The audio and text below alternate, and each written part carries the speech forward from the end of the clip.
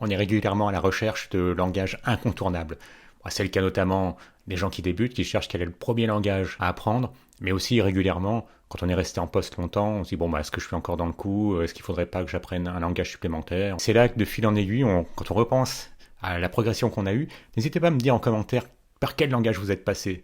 Et je me suis souvenu quand je me suis remis à la programmation, ça a été via le langage Pascal. Alors là c'est pareil, je ne sais pas si c'est très connu aujourd'hui comme langage. Nous c'était un thésard de l'INSA qui a été venu pendant un an nous donner des cours d'algorithmie de programmation. Donc le but c'était de nous faire comprendre qu'il ne faut pas se jeter sur le clavier tout de suite, qu'il faut savoir quel est le problème qu'on veut résoudre et puis le découper en différents sous-problèmes. Finalement des choses qui, 30 ans plus tard, n'ont pas changé.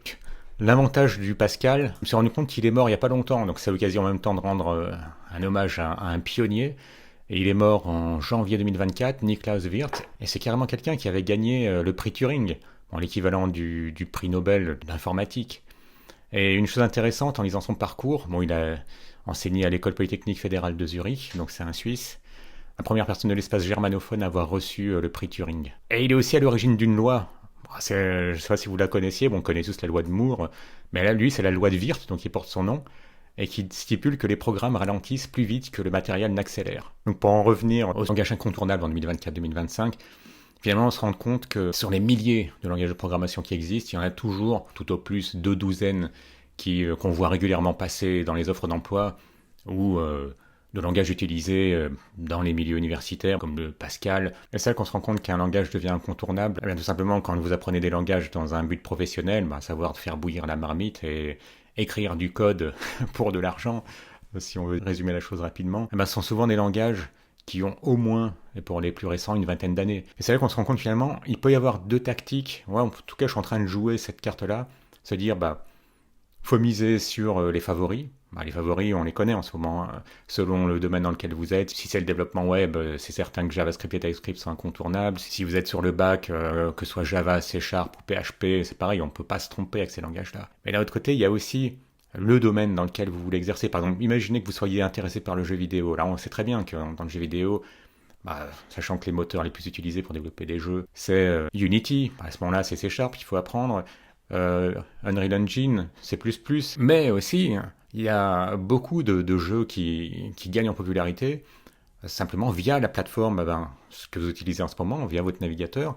Et il y a beaucoup de jeux, notamment en 2D, qui sont programmés à l'aide de JavaScript et TypeScript. Et là, des librairies ou des frameworks qui permettent de développer des jeux vidéo, il y en a des dizaines. Si vous ciblez d'être davantage développeur de jeux vidéo indépendant qui fera son jeu tout seul ou à la rigueur avec, en association avec un autre développeur ou un graphiste, à ce moment-là, ce ne sera pas forcément C++ ou C#, ça pourrait être JavaScript, des frameworks ou des librairies qui vous permettent d'utiliser JavaScript ou TypeScript, peut-être parce que vous êtes développeur web et vous avez envie de vous mettre au jeu vidéo sans forcément apprendre un autre langage. Mais là où je trouve, en tout cas c'est la carte que je suis en train de jouer en ce moment, vous savez peut-être que je me suis mis à Go l'été dernier, et je m'y tiens, je fais un Pomodoro de Go, donc 55 minutes, 50 minutes de Go tous les jours, qu'en fait j'ai doublé maintenant parce que je rebosse toutes les structures de données, les algorithmes. En fait, Go, il fait pas du tout partie de ces langages qui sont massivement demandés. En tout cas, côté back, il sera beaucoup moins demandé que PHP, Java ou C#. Et également, il se pose un peu en concurrent de Python. Par exemple, Python est très apprécié dans le monde de la sécurité, parce qu'il y a énormément d'outils et de scripts consacrés à tout ce qui est sécurité informatique plutôt défensive ou offensive, ça dépend presque ce que vous voulez en faire. Et donc Go commence à être reconnu aussi bien comme langage de programmation qui permet d'aller un peu plus loin que les langages de scripting, ou que des langages tels que Bash. Eh bien Go, c'est un langage qui est en train de monter progressivement.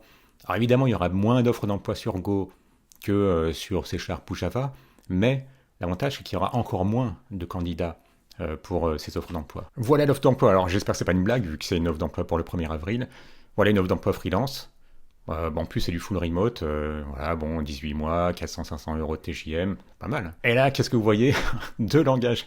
Un langage qui a eu son heure de gloire. Je sais qu'il y a une vingtaine d'années, on entendait beaucoup parler de Perl. Et visiblement, ils sont en train de vouloir migrer du legacy Perl vers du Golang. Et là, ils demandent aux 5 ans d'expérience sur Golang. Bon, vous savez ce que c'est, les recruteurs. Parfois, quand une techno est sortie il y a 2 ans, ils vont vous demander 3 ans d'expérience. Bon, Golang, c'est différent, il est sorti il y a une quinzaine d'années. Ouais, 2009, donc il est sorti il y a 15 ans. Et donc c'est là que je me dis que parfois, ça peut être une tactique dans le choix d'un langage, c'est d'en prendre un qui est sûr, C Sharp, JavaScript, C++, etc. selon le domaine que vous ciblez. Mais aussi, d'un autre côté, quand vous misez sur un outsider, il y a peu de chances de gagner, mais s'il gagne, vous gagnez gros. Donc je dis, bon, autant en panacher les deux, continuer à rester sur du dominant comme langage, comme JavaScript, TypeScript et consorts, mais miser aussi sur cet outsider.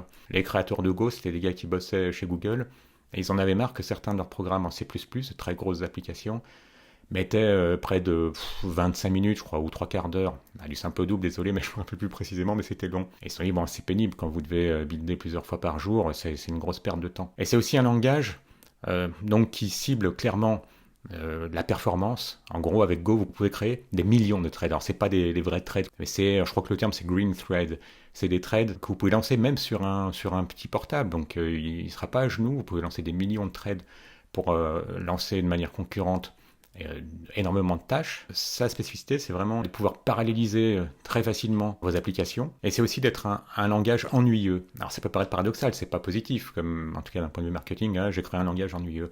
En fait, le principe, c'est que c'est un langage dont vous pouvez faire le tour assez rapidement, contrairement à des langages comme C++ ou Rust qui régulièrement, au fil des versions, vont ajouter beaucoup de nouveautés. Parce qu'il y a deux effets, c'est que d'un côté, le moment où vous maîtrisez vraiment un langage, ne serait-ce que connaître tous les mots-clés, cette ligne d'arrivée, elle est sans arrêt repoussée au fil des versions. Et en plus, il y a plus de probabilité qu'après vous utilisiez de manière incorrecte certaines notions très complexes. Et ce qui fait qu'après, vous pouvez avoir des bugs étranges. Donc voilà, le calcul, pour vous dire la chose, c'est que je verrai si dans quelques mois, cette annonce, elle est toujours présente, parce qu'il n'y a pas tant de développeurs Go que ça. J'ai dit, c'est pas grave, j'irai quand même, je tenterai ma chance en me disant, bon voilà, je suis développeur expérimenté dans d'autres langages. Peut-être qu'à un moment donné, les mecs qui se diront, on trouve pas un mec qui a fait du Go depuis 5 ans, on tente sa chance. Donc c'est un peu cette logique de se dire, commencer par les favoris, et ensuite, tout en restant sur un langage favori, rajouter un outsider. Et l'autre élément que j'aime bien ajouter quand on cherche quel est le langage incontournable d'une époque, par exemple là, des années 20, 2020, c'est de regarder aussi toujours son secteur géographique. Parce que historiquement, il y a certains secteurs d'activité où vous avez des langages qui ont le vent en poupe.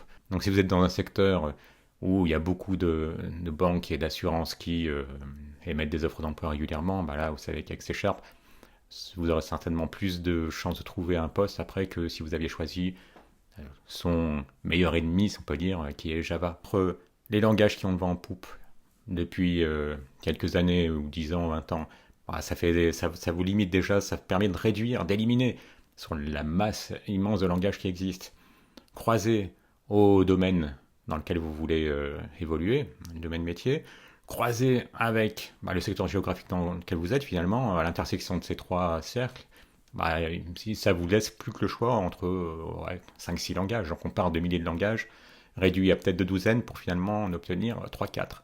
Qu'est-ce que vous pensez de cette approche? Comment est-ce que vous faites quand vous devez choisir de monter en compétence sur un nouveau langage? Est-ce que vous avez regretté parfois d'avoir choisi un langage plutôt qu'un autre? N'hésitez pas à le mettre en commentaire, un petit like si vous avez aimé, abonnez-vous si ce n'est déjà fait et à bientôt.